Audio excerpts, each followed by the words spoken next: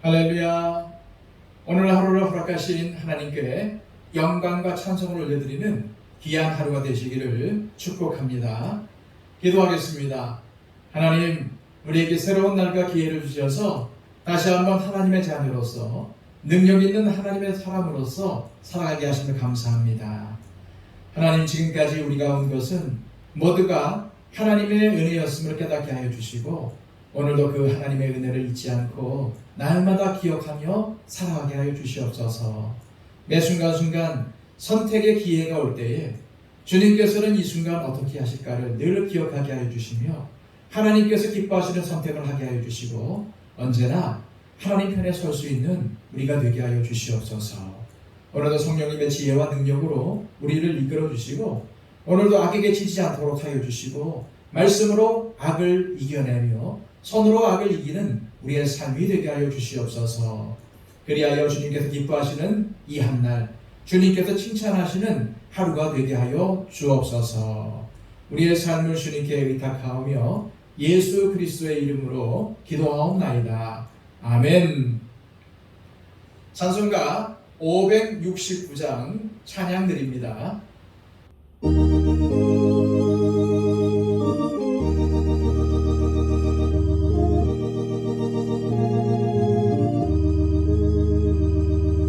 선한 목자 되신 우리 주 항상 인도하시고 푸른 풀밭 좋은 곳에서 우리 먹여주소서. 선한 목자 구세주여 항상 인도하소서. 선한 목자 구세주여 항상 인도하소서. 영예문이 되신 예수여 우리 영접하시고 길을 잃은 양의 무리를 항상 인도하소서. 선한 목자 구세주여 기도 들어주소서.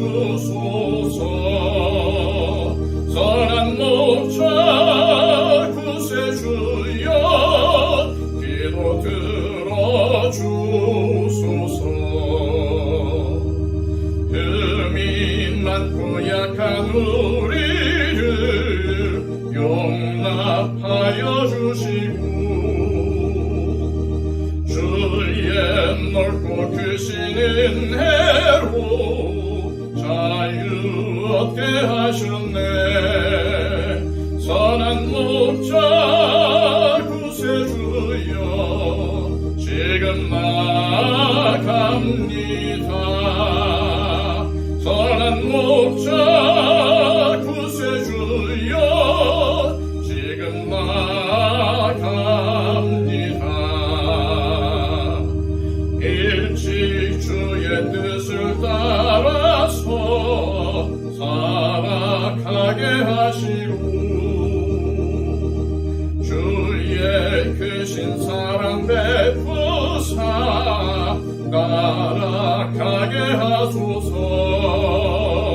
선한 목자 구세주여 항상 인도하소서.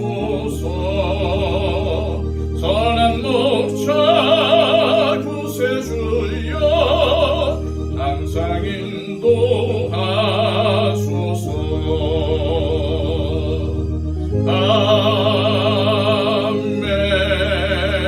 아멘. 이 시간 우리에게 주시는 하나님의 말씀은 신약성경 에베소서 4장 1절에서 6절까지의 말씀입니다. 신약성경 313쪽입니다.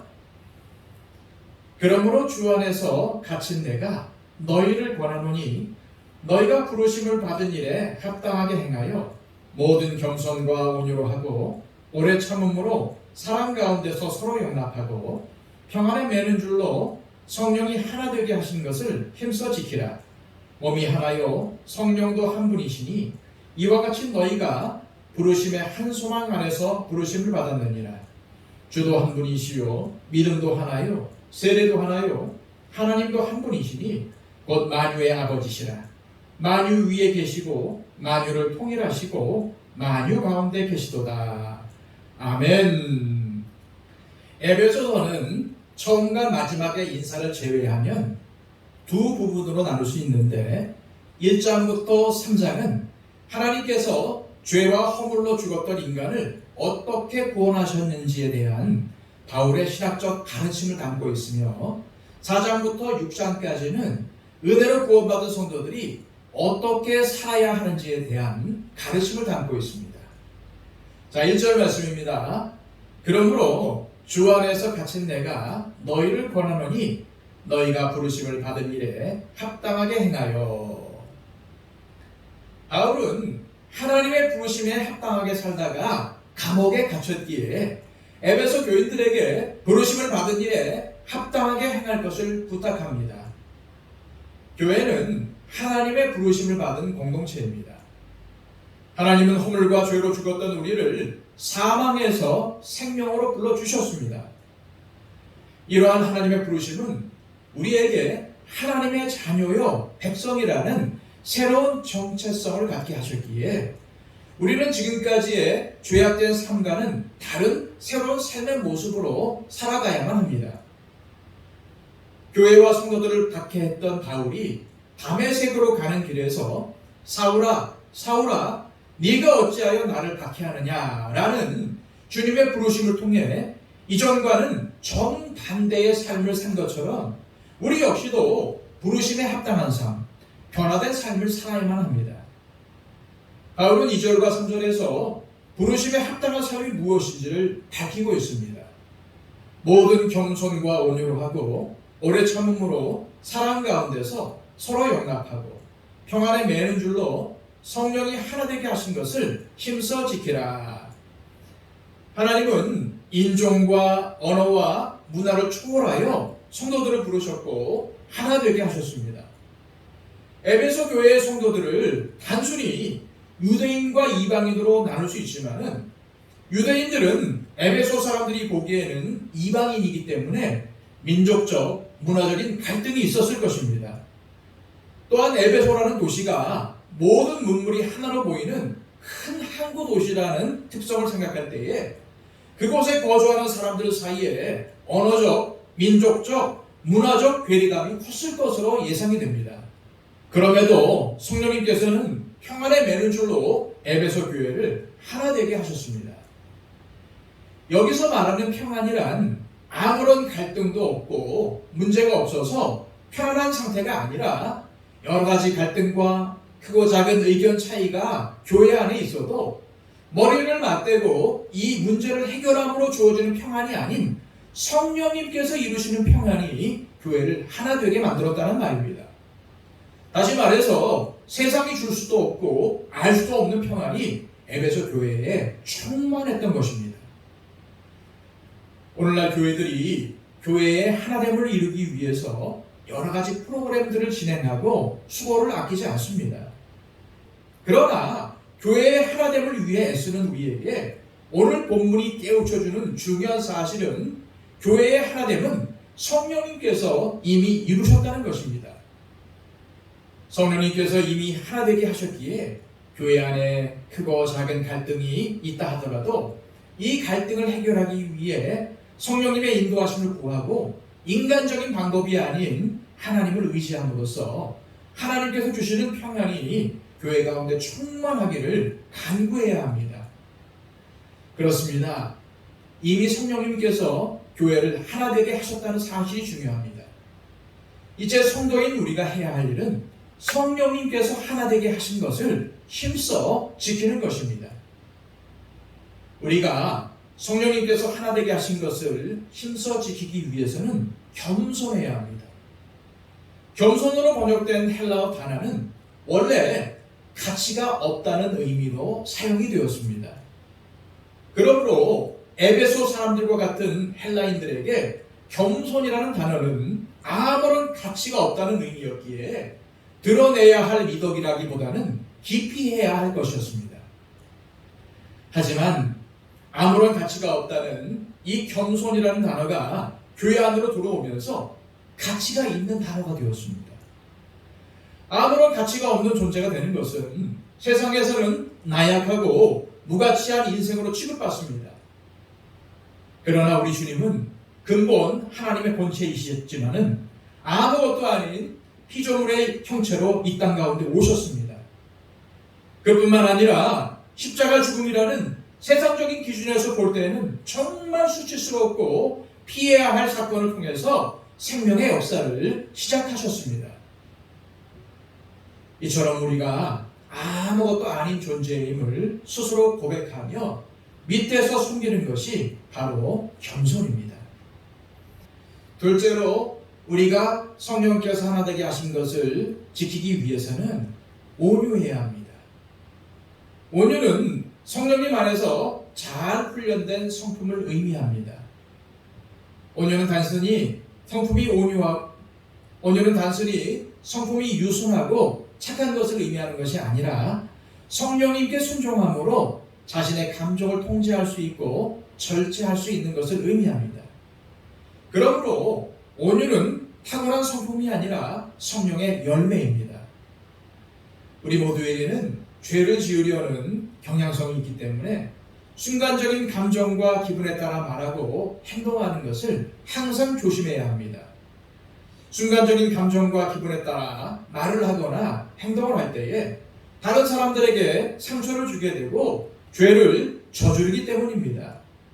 그러므로 우리는 자신의 감정과 기분을 성령님의 인도하심 가운데 절제하고 통제함으로 성령님께서 교회를 하나 되게 하신 것을 힘써 지켜 부르심에 합당하게 살아야 합니다. 셋째로 성령께서 하나 되게 하신 것을 지키기 위해서는 오래 참아야 합니다. 오래 참음은 분노로부터 멀리하는 감정입니다. 이것은 하나님의 성품 가운데 하나인데 하나님은 힘으로 우리를 구원하시고 부르신 것이 아니라 사랑과 오래 참으심으로 우리를 구원하시고 예배하는 삶을 살게 하셨습니다. 성령님께서 하나 되게 하신 것을 힘써 지키려면 분노의 감정으로부터 의식적으로 멀리 떨어져야 합니다. 교회는 사람을 정죄하고 심판하는 공동체가 아니라 죄에서 구원하신 하나님의 은혜를 찬양하고 생명을 살리는 공동체이기 때문입니다. 넷째로 성령이 하나 되게 하신 것을 지키기 위해서는 사람 가운데 서로 용납해야 합니다. 사람 가운데서 서로 용납하는 것은 나와 생각이 다르고 성격이 다른 사람을 예수 그리스도의 사랑으로 있는 모습 그대로 이해하고 용납하는 것입니다. 나와 다른 사람을 용납하는 근거는 나도 맞고 상대도 맞다는 생각에 기초한 것이 아니라 사랑함으로 이해하고 사랑함으로 용납하는 것입니다. 그러기에 성령님께서 하나 되게 하신 교회를 지키는 비결은 교회의 모든 성도들이 사랑받는 존재임을 발견하고 느낄 수 있도록 내가 먼저 사랑을 표현하고 소통하는 것입니다. 바울은 4절에서 6절까지의 말씀을 통해 성령님께서 교회를 하나 되게 하신 근거와 당위성에 대해서 설명을 합니다. 몸이 하나요 성령도 한 분이시니 이와 같이 너희가 부르심의 한 소망 안에서 부르심을 받았느니라. 주도 한 분이시요 믿음도 하나요 세례도 하나요 하나님도 한 분이시니 곧 만유의 아버지시라. 만유 위에 계시고 만유를 통일하시고 만유 가운데 계시도다. 먼저 우리의 몸이 하나인 것처럼 교회 역시도 하나라는 것입니다. 바울은 이미 1장에서 예수 그리스도가 교회의 머리가 되심을 선포했습니다. 머리와 몸을 분리할 수 없고 하나의 머리에 여러 몸이 있을 수 없듯이 그리스도의 몸인 교회는 하나입니다. 둘째로 성령님께서 한 분이신 것처럼 교회는 하나라는 것입니다. 모든 그리스도인은 다 한 분 성령님의 역사로 한 몸이 되었습니다. 셋째로 하나님께서는 한 소망 안에서 우리를 부르셨다는 겁니다. 교회를 이루는 성도들은 각기 다양한 개성을 가지고 있고 다양한 삶의 모습을 가지고 있지만 모두 구원과 천국이라는 한 소망을 바라봅니다. 넷째로 주님이 한 분이신 것처럼 교회는 하나라는 것입니다. 우리가 내 삶의 주인 노릇을 하며 신앙생활을 한다면 교회는 언제나 갈등과 분열을 겪을 수밖에 없습니다. 하지만 우리가 예수 그리스도를 주님으로 고백하며 우리 인생의 주인으로 모시고 살면 주님 안에서 하나의 교회를 이룰 수 있습니다. 다섯째로 구원을 얻는 믿음이 하나인 것처럼 교회는 하나라는 것입니다. 오직 예수 그리스도를 믿음으로 구원을 얻은 우리는 예수 그리스도를 믿는 이 한 가지 믿음 안에서 하나를 이루어야 합니다. 여섯째로 세례가 하나인 것처럼 교회는 하나라는 것입니다. 교회들마다 세례의 방식은 다양할 수 있지만 세례의 의미는 하나라는 것입니다. 세례는 죄인된 우리가 예수 그리스도와 함께 죽었고 그 안에서 함께 일으키심을 받는 표징입니다. 일곱째로 성부 하나님도 한 분이시기 때문에 교회 역시도 하나라는 것입니다. 성부 하나님은 예수님을 통하여 우리를 자녀 삼아 주셨습니다. 그러므로 우리는 하나님을 아버지라고 부르며 주 안에서 한 가족이 되었다는 사실을 잊지 말아야 합니다. 이 시간 기도하실 때 하나님, 죄와 허물로 죽었던 우리를 예수 그리스도의 은혜로 부르셔서 생명을 얻게 하시고 주님의 몸인 교회가 되게 하셨으니 겸손과 온유와 오래 참음과 사랑으로 서로를 용납하게 하시고 성령님께서 하나 되게 하신 것을 힘써 지킴으로 부르심에 합당한 삶을 살게 하옵소서 기도하시기를 바랍니다. 그리고 또한 이 시간 우리의 중보가 필요한 모든 분들을 위해서 중보해 주시되 박영채 집사님, 이순희 권사님, 이복신 권사님을 위해서 기도해 주시기를 바랍니다. 다 함께 기도하겠습니다.